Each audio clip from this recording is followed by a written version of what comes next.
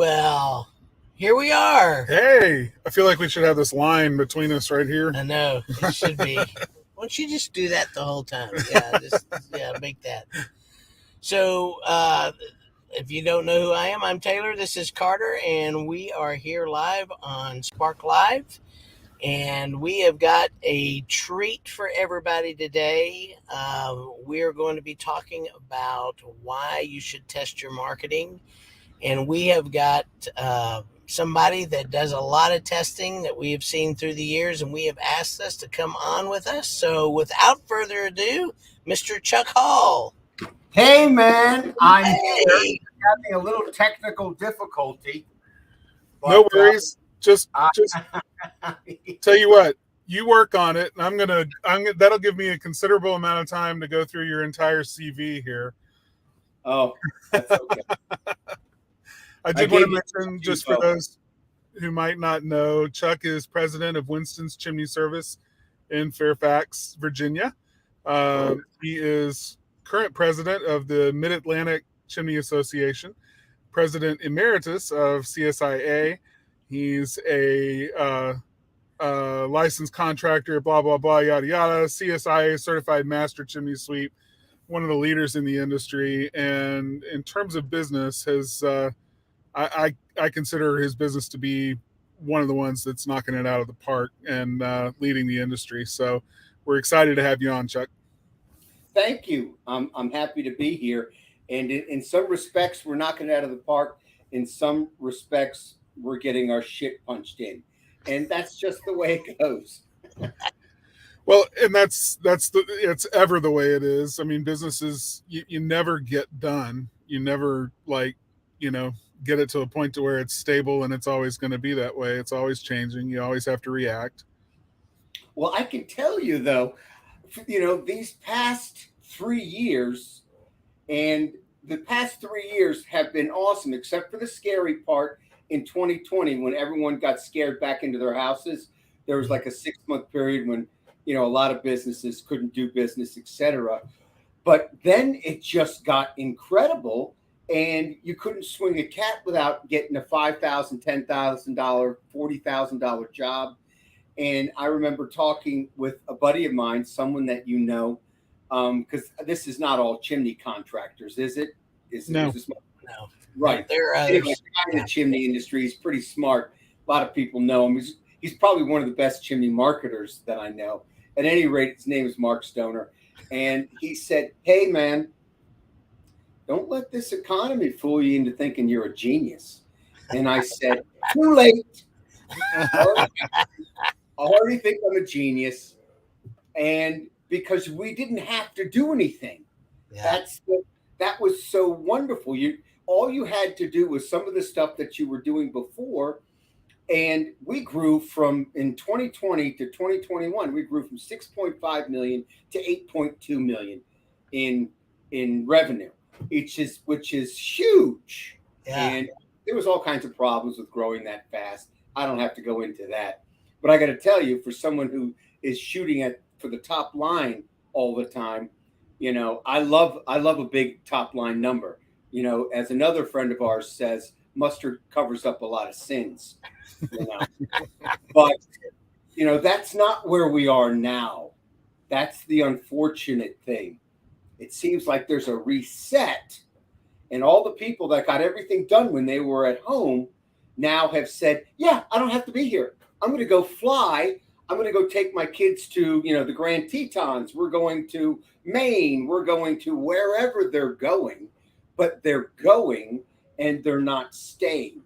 And right. From what I've talked to with a bunch of, my buddies across the United States and a host of different companies, they're like, it's pretty much flat. Yeah. So now marketing actually starts to matter even more. Yeah, it's back to the way it used to be. You had to be on point. Yeah. So as a marketing company, I talked to a guy the other day, and he's like, man, I'm looking at my numbers and I'm looking at my analytics and yada, yada, yada. And I said, so what are you looking at? Are you looking at this year compared to last year? And he's like, well, yeah. And I'm like, yeah. The last few years is an anomaly. You got to go back to 2019. You need to compare your numbers there. That's a way more realistic comparison than looking at the last 2 years. So I agree with you 1,000%. The last 2 years, 1 year was down because everyone was scared, and the next year was way up because people were stuck in their houses. So they don't count unless you want bad numbers. Yeah, exactly. So you have to be realistic with the economy. You have to be realistic with your business, and it just kind of goes from there. So one of the things that we're going to actually talk about today, I don't know why that didn't work, but yeah, there it goes, is the value of testing new marketing strategies. And Chuck, one of the reasons that I wanted you on with this is you're really forward thinking. I mean, you go up and talk, and people know, you're very honest and forthright and all that good stuff. But you're also always looking at what's the next thing I can do. What do we need to look at? What do we need to test? What do we need to go to get to the next level? So I just want to ask this question of you. Why are you so open to testing new marketing strategies? I think it's because marketing can get stale. To me, marketing has always been a moving target. And I think one of the reasons why is my particular market. So, for those of you that didn't hear, I'm in the Washington, D.C. metro. Okay, that's 5 of the richest counties in the country are in one market, which is incredible. It also means that we're the most because of all the demographics and psychographics, we're the most highly educated market in the country. So our clients are extremely intelligent. And we're talking about, a pain in the ass. A lot of them are very difficult. But at the same time, having an educated client, it's a double-edged sword. They understand things. They get it. But they're also not going to fall for the same crap that somebody else falls for.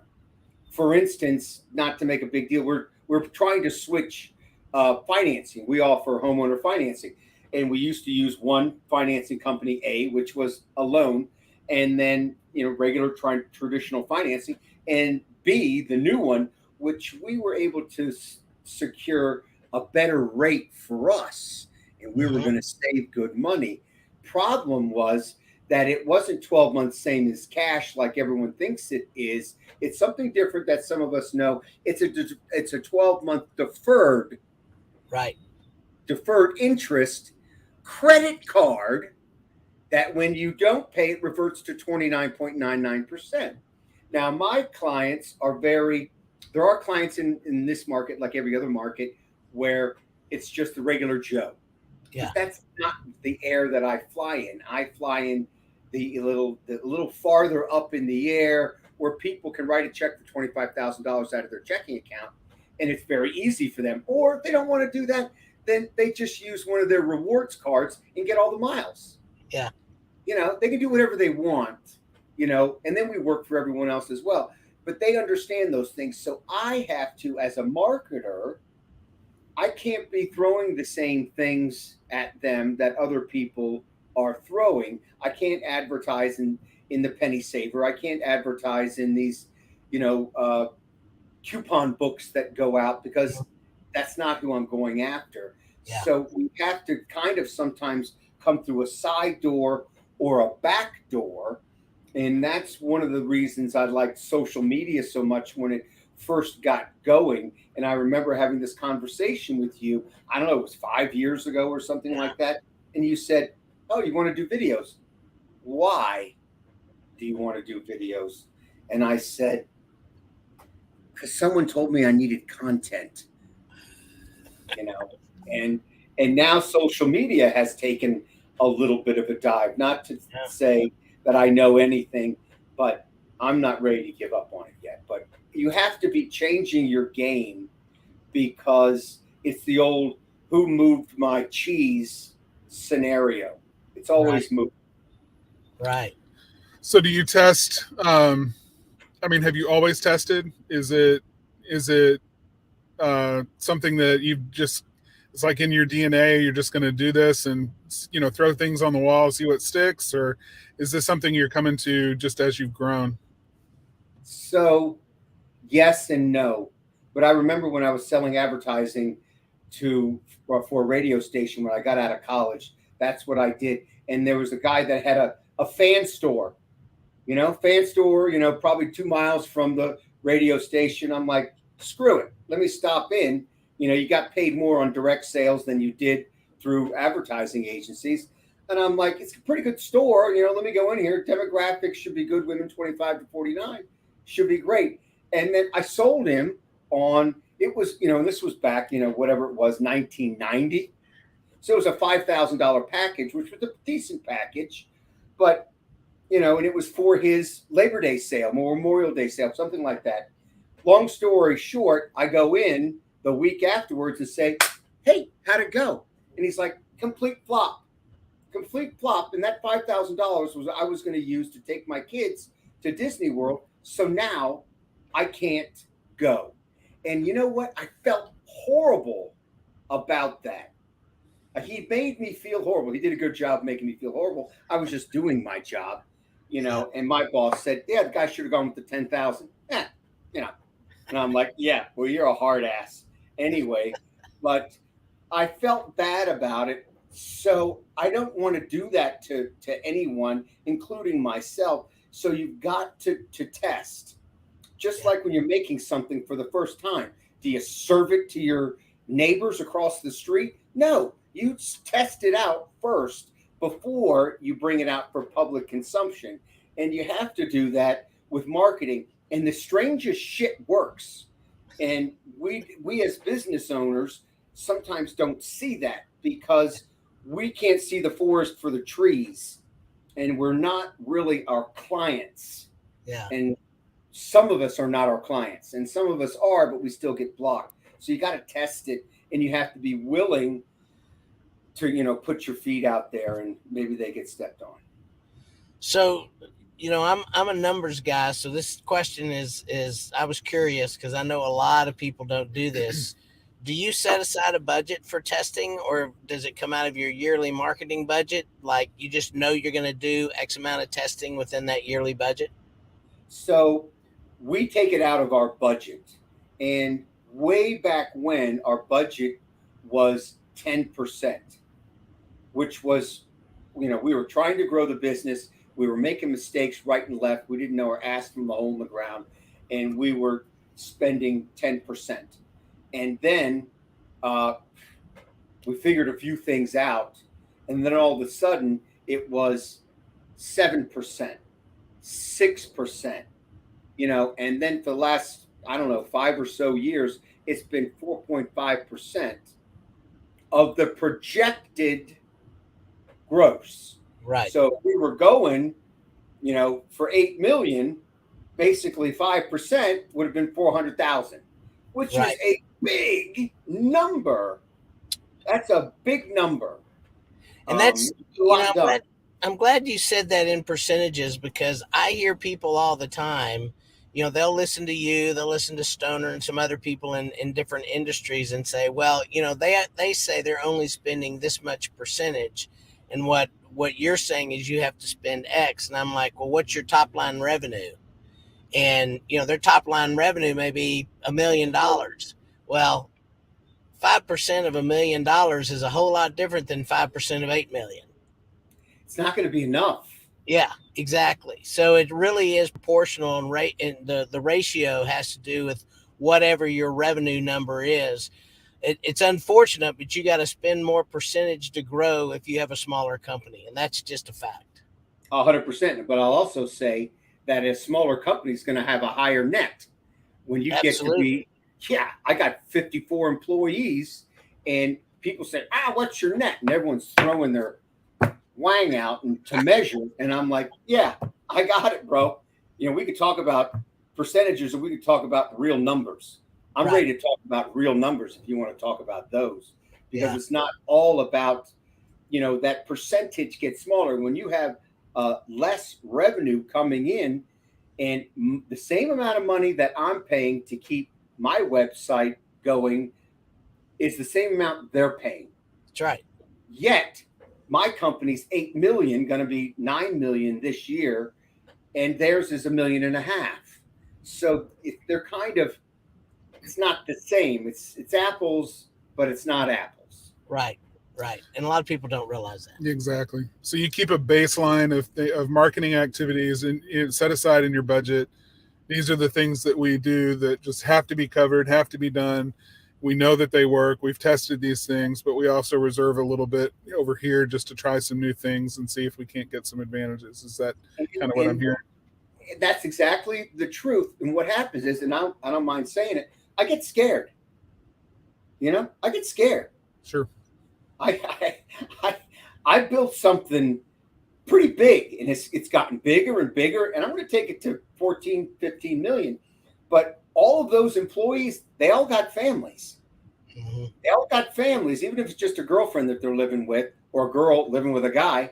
They got a freaking dog or a goldfish. But a lot of them have kids, and if I don't make the phone ring, and then we go out and sell a job, and then we bring it back for them to go install, then they can't buy Pampers. Yeah. They can't buy the milk and the eggs. It's not all about me. I got enough money, and I'm going to be fine in the end. I still need more. Is there ever enough? No. But it's not like I'm making that much. I still have a retirement that I need to finish putting together. So I need to test what's going to work. There's the tried and the true, which is having a good website and having Google AdWords and doing your normal email blasts to your clients and doing some direct mail maybe to your clients, but there's you got to get on the social media. You've got to do some of the things that are working for a lot of people. Alignable, next door, some of these things you've got to get out and try some of these. And then there's the stuff that doesn't cost anything except your time, and that's the networking. But right. We can talk about all that guerrilla marketing shit later. But everyone should be doing guerrilla marketing.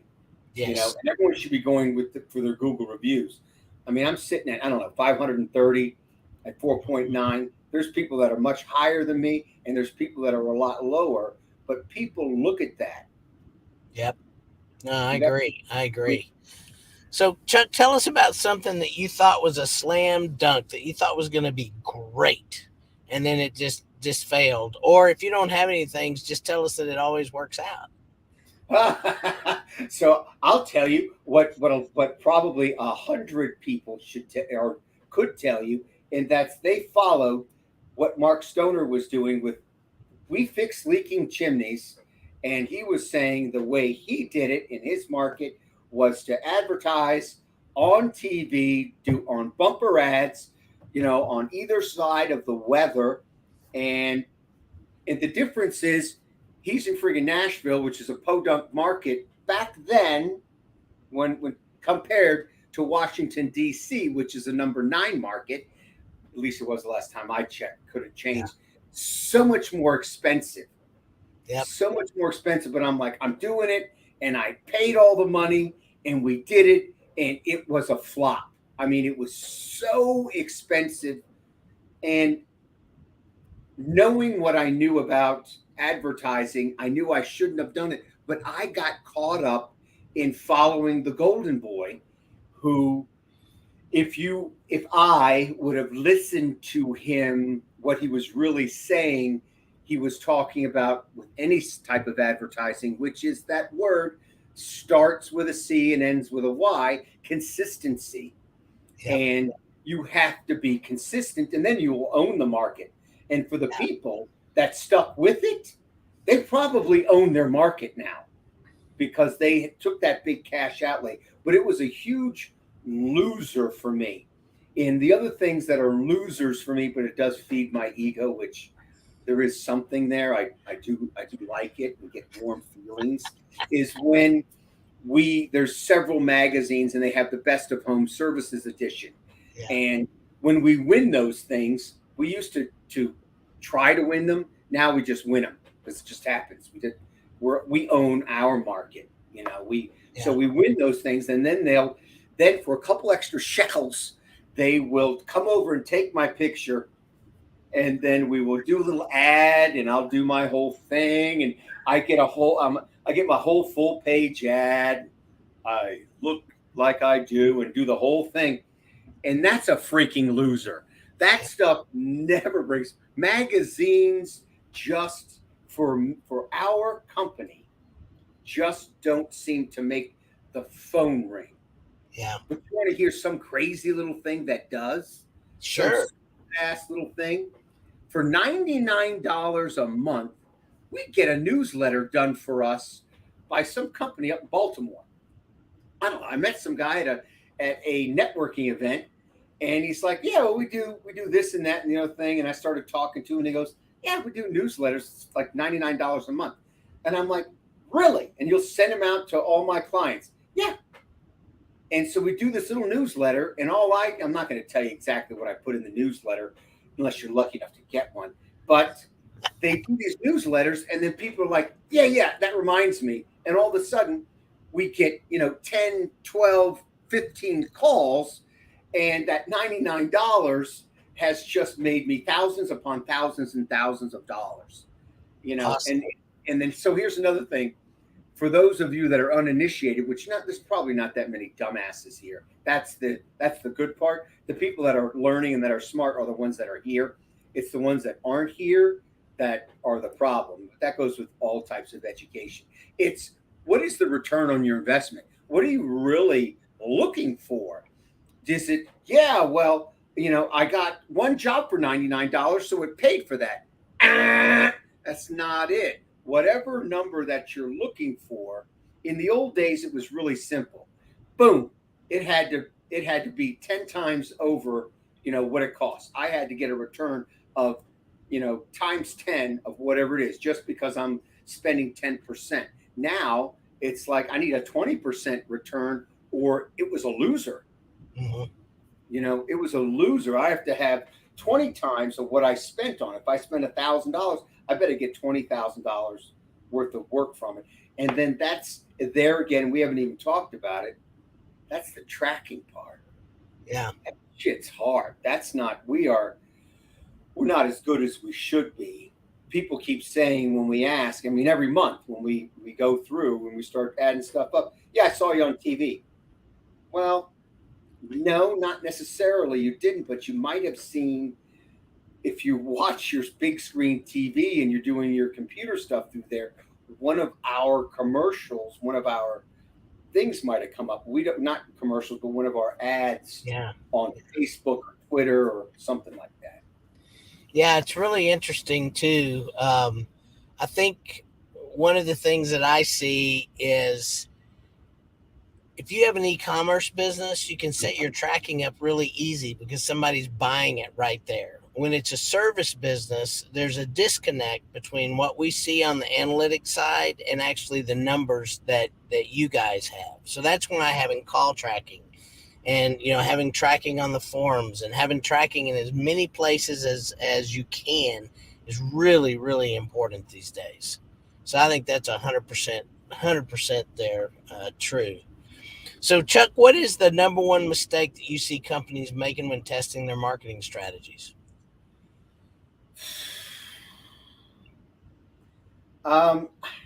It's probably the similar stuff that we do, which is pulling out too quick and not setting it up properly to begin with. So if you're going to test something, let's test, eggs versus eggs instead of eggs versus bacon.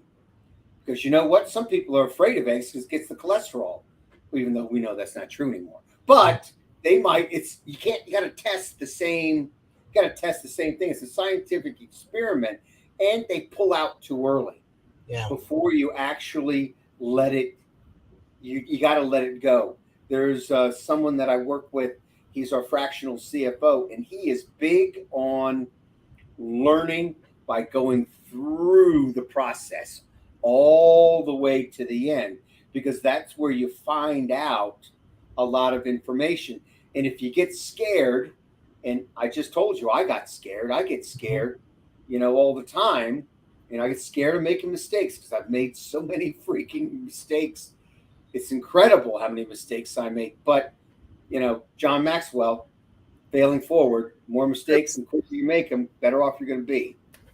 I mean, business is 90% failure and 10% success. It's just consistency, staying at it until you realize the results.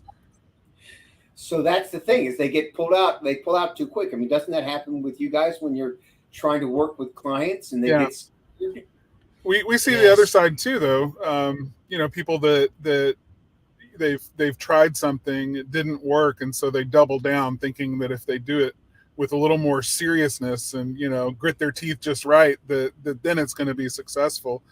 And both of those problems though have the same root cause, which is they're not tracking, to understand what success looks like, right? So their experiment was not well formed, and they didn't know going in what they wanted to achieve with it. And so because they weren't tracking, they weren't measuring, they don't know what success or failure looks like. They don't know when it's time to pull out or whether it's time to double down, because they just don't have good feedback, good mechanisms in place to give them the information they need to make a good decision.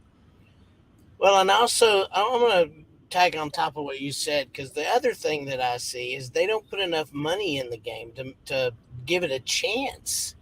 I mean, we've got a situation right now where we've got somebody that wants, they want to go after like 15 terms on Google Ads, on AdWords, but they want to spend $500 a month to do it. Well, you may get one click on, I mean, you're not giving it enough. And we're going back and saying, this is unrealistic. If you're only going to spend this, you pick 2 terms, I mean, because that's about all you're going to be able to get any kind of traction on at all. So it's these expectations that their money goes way further than it really does. So, and I want to make another, I think, important point is, if you were talking to Mark Stoner or somebody else in the industry, and you guys would know who that person is, I don't off the top of my head, but somebody who seems to have a very good head, that's not you two, but a small business owner in the chimneys or home service, that's really good marketer. I'm not that person, okay? I just am fearless and not afraid a lot of the times to try. But I don't do a lot of these things by myself. I think that's the key. You make it seem like I'm fearless and I do all this stuff. No. What I know is I don't know everything, and I don't know what I don't know. Yeah. So when I am going to do something new, I have somebody else do it that already has learned from the learning curve, like you guys or like some other people that I do business with in marketing. I'm not the one picking everything. So I think that for the business owners out there that are like, yeah, fuck him, it's just, he's got a marketing genius for a brain, blah, blah, blah. No, that's not it. You go to the people that are doing that, which are, you guys, and there's other people in the market that are in different types of marketing, other than what we're talking about. That's who you go to. Otherwise, you're out there, as they say in my company to me, stay in your lane. They tell me, stay in your lane, because I know when I stay in my lane, which my lane has gotten really narrow. I'm an inside cat now. I'm wearing cardigan sweaters. I'm doing my nails up in my office. I mean, it's ridiculous. I get cold up there and everyone is, I know, but it's just the way it is. I'm an old man now and I'm stuck inside. But when you stay in your lane, which is running your business, and you bring in the experts, it makes it easier to take those chances. Right. But you got to trust them. Yeah, no, you do have to trust them. So, hey guys, I know there's people out there. If you'll give us a thumbs up, give us a heart, just let us know you're really liking this content. And if you guys have any questions or whatever for Chuck, put them in the comments. We'd like to know that. Chuck, just one final question for you. When you start thinking about I need to do something else. Do you have a process that you go through, even if it's talking to other business owners, what's working for you to where you finally get through to kind of say, okay, I want to try that in my market? Or is this just, I mean, I just want to know kind of how you find some additional ideas.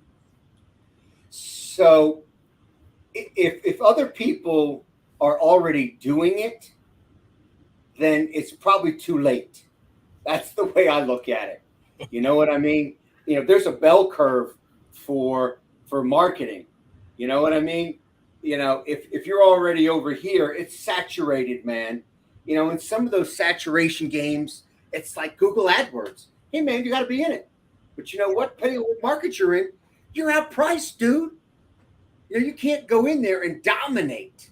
Yeah. But if you get on something that no one's doing yet, but you got to take the chance, you might kill it. I mean, I don't know how many companies are doing stupid ass newsletters to their clients. Not that many, but it's a nice little chunk every month that comes out, and it's so little work to me. All I do is say, yes, I like what you said, or no, try this. But it's these other types of marketing, you got to get on it and get ahead of it. That's the way that I'm looking at it. And you know what? I don't ask other people. I ask people like you, because you guys are saying, yeah, here's what's going on. This is what's going on. There's a couple, you can try this, you can try that. There's this, that's a possibility. And you try it, and you pick one, and you go all in on that one and finish it. But that's just my process. I don't give a shit. I mean, listen, I love best practices. And I'm about to go to my mixed group in Minneapolis, and you know what? I'm going to get some gold from some of the people that are in there, and they're going to give us some best practices. And there's some marketing stuff, but when some guy comes in there with the best practice and says, yeah, my best practice is we go to home shows. And I'm like, dude, 1990 called and they want their home show back. Not to say that you can't make money on home shows, but that's an old idea. And if for some people, and then let's talk about this one more time, what works in my market might not work in your market.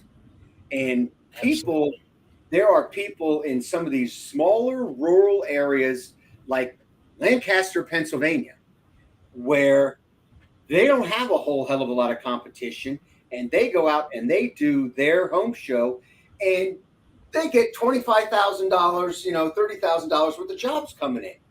I go to my home show, and it is gargantuan. It is huge. You can't even get through the whole thing, and it doesn't really work for me. Right. And maybe I didn't do it right. Well, it could be, or it could just be the difference in the market. And that's the other thing, is when you take advice from other people, you have to take into consideration the fact that their market, their business, their target customer, all of those differences that their implementation. Yeah, right. Yeah. All of those things that inform whether or not that's going to be successful for you, right? And it's not a true apples to apples comparison most of the time. So that's why testing is important, though. You don't really know whether something's going to work until you try it and see. And that's really, if we had to nutshell this, having a certain dedicated amount of money set aside for those experiments to find out where additional success can be had is just really important. And it's something that we don't see enough people do, but when we have a client that does and is dedicated to trying some things and seeing what else can be done that will get a good result, it's worth talking about. Man, I want to win. I think losing sucks. So I'm going to do everything that I can to win And sometimes that's putting me and my ego aside, which takes a bulldozer. But I will put other people in front of me that are going to help me get the right answers. Yeah. Yeah. And No, they I have to. think that's great. That's great. Well, Chuck, thank you very much for spending this time with us. We really do appreciate it. We know you're getting ready to go overseas and have some fun and enjoy yourself and smoke some cigars and just have a great time. I appreciate it, and I know that all the little things that we're working on. I'm going to get little emails and texts, and that's the other thing. I gotta give you props. Not everybody gets back to their clients as quickly as you guys do, and I really appreciate that. Because sometimes, like I said, sometimes we get scared. Sometimes we're Yeah. like, well, this is not working. My phone calls dropped, whatever, 15%. What's going on? And not that there needs to be a lot of hand holding, but I need answers on when's the next thing hitting or whatever. And you guys, I appreciate it. You bet. Well, thank you very much. Yeah, thank you. Thank you. Thanks again, and safe travels, buddy. Have a good time. All righty. Safe travels to you guys too. All Thanks. righty. Bye. Bye. So, guys, the ones that you're left, thank you so much for being here. Chuck is always fun. Just remember that Spark Live can now be found as a podcast on Spotify, iTunes, Google Play, or your favorite player. That's always fun. And next week, we are going to be back. It's going to be a fun show. We're going to talk about web design mistakes. It's kind of that crazy things that we see from time to time in web design, and it's going to be fun and entertaining. So look forward to seeing you guys then. It's kind of interesting because we're kind of in the same place. So we don't have to, I guess we'll wave goodbye here and not to each other. So y'all have a great week. We'll see you next week. Thanks.